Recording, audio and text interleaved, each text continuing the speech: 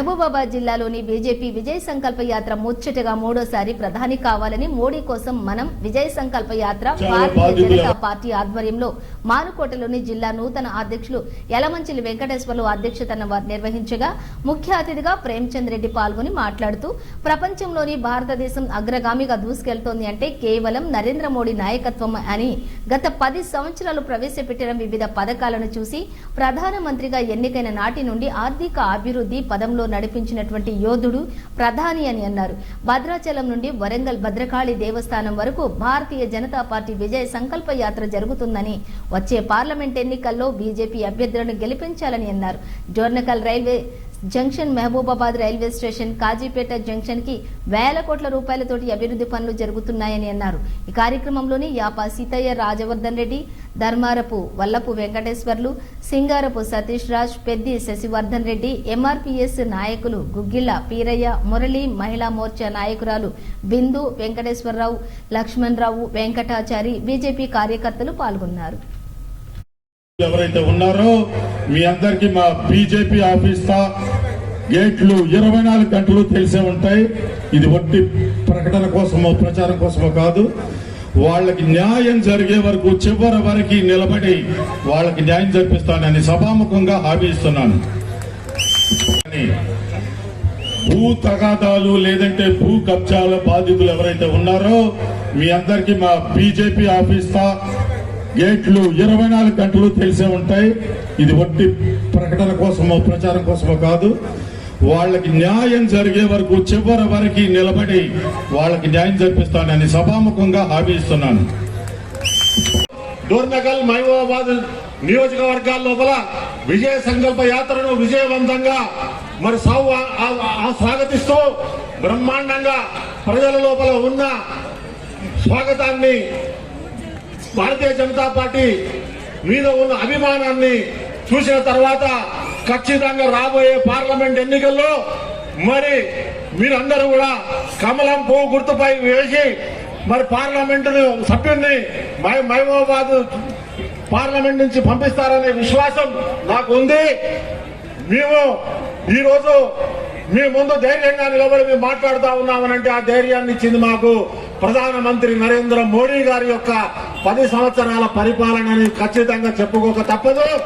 మరి ఏదైతే గత ఎన్నికల లోపల ఇచ్చిన వాగ్దానాలన్నీ 370 ఆర్టికల్ నుంచి అయితేనేమి, రామ మందిర పునఃప్రతిష్టాపన అయితేనేమి, తర్వాత మహిళా బిల్ అయితేనేమి, అనేక రాజకీయ చరిత్రాత్మకమైన నిర్ణయాలన్నీ కూడా గత 5 సంవత్సరాలుగా చేసుకున్న ఘనత ఉంది.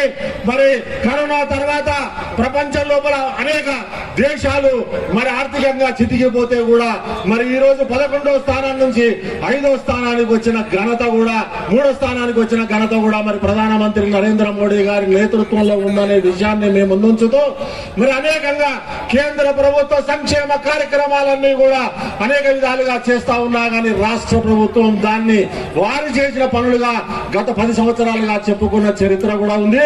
ఈ రోజు నదుల అనుసంధానంతో మనం అందరం కూడా మంచినీళ్ళు తాగుతా ఉన్నామంటే అది కేంద్ర ప్రభుత్వం యొక్క ఆర్థిక సహాయంతో చెప్పవచ్చు. మరి అనేక రైల్వే స్టేషన్లు కూడా ఇవాళ మరి మోడర్నైజేషన్ పేరుతో కూడా మరి మంచి వసతులతోటి ప్రయాణికులకు మంచిగా ఉండేటందుకోసం కూడా కేంద్ర ప్రభుత్వం ఏర్పాటు చేసిన విషయం తెలుసు. మరి ముద్రా లోన్ల ద్వారా మహిళా సోదరి మనందరికీ కూడా, చిన్న వ్యాపారస్తులకు అందరికీ కూడా బ్యాంకులు రుణాలు ఇచ్చిన విషయం తెలుసు. బలహీన వర్గాలందరికీ కూడా మరి 18 చేతి వృత్తుల వారికి అందరూ కూడా విశ్వకర్మ యోజన ద్వారా మరి ఏ విధంగా కేంద్ర ప్రభుత్వం సహాయం చేస్తా ఉందనే విషయం తెలుసు. రైతన్నలకు ప్రతి ఎకరానికి 6,000 రూపాయల చొప్పున పెట్టుబడి ఇస్తా ఉన్న విషయం కూడా తెలుసు. దాదాపు 2.5 లక్షల ఇల్లు 6 లక్షల రూపాయలతోటి కేంద్ర ప్రభుత్వం మంజూరు చేస్తే కూడా రాష్ట్ర ప్రభుత్వం వాటిని పూర్తి చేసి మరి వాటిని ఇచ్చే విధంగా కూడా మరి గత టీఆర్ఎస్ ప్రభుత్వం ఏర్పాటు చేయలేదనే విషయాన్ని కూడా మేము ముందుతా ఉన్నాను.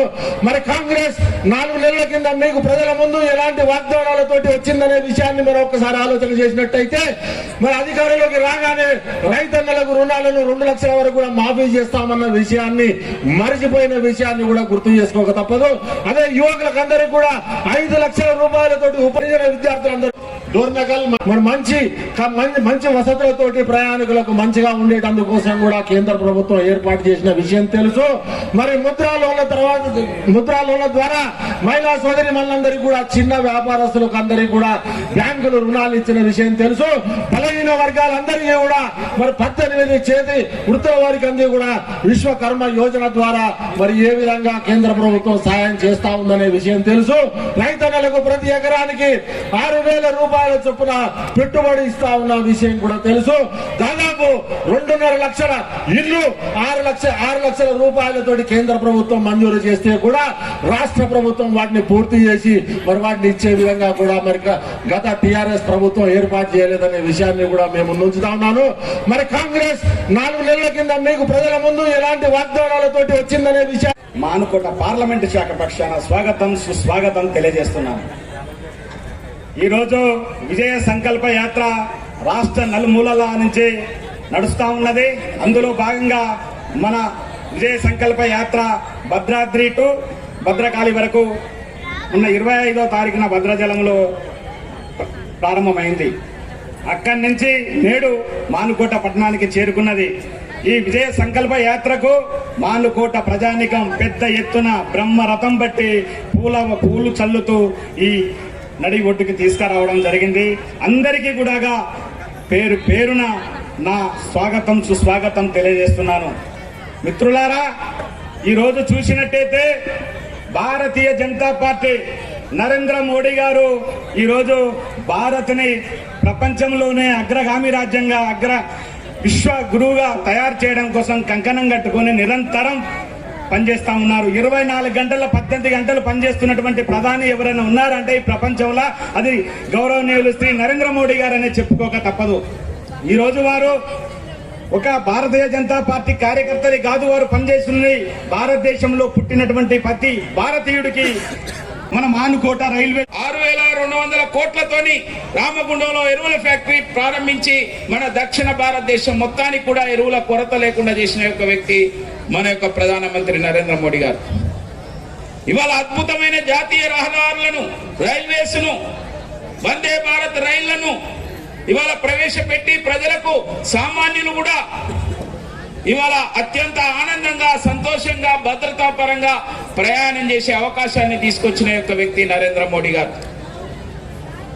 ఈ రోజున ఆయనే అటువంటి వ్యక్తి మరొకసారి ప్రధానమంత్రి కావాలని దేశం మొత్తం ఆయన వెంట నడుస్తున్నది. మరి మన తెలంగాణ, మన మానుకోట ఆయన వెంట నడదామా వద్దా? నడదామా లేదా? అమ్మా చెప్పండి, మీరు నడదామా? ఇవాళ దేశం మొత్తం నడుస్తున్నది. ప్రపంచమంతా కూడా ఇవాళ ఆయన నాయకునిగా పొగుడుతున్నారు. కేవలం మన అనుకూల దేశాలలో